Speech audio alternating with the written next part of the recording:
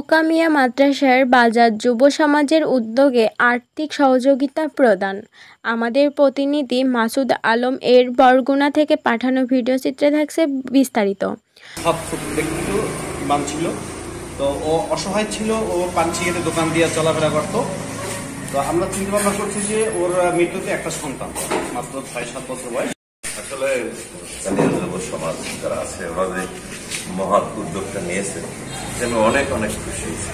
আমি চাই ওরা যেন এভাবে বাকি জীবনও এভাবে সমাজ সংস্কারমূলক বা দেশ সেবামূলক কাজ করতে পারে।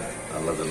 আর্থিক সহযোগিতার প্রধান অনুষ্ঠানে উপস্থিত ছিলেন শাহ মাহমুদুল হাসান ফেরদৌস, পীর সাহেব মোকামিয়া দরবার শরীফ, ডিএমএফ চিকিৎসক মাসুদ আলম ফরিদ এবং জাতীয়তাবাদী দল অঙ্গ সংগঠন।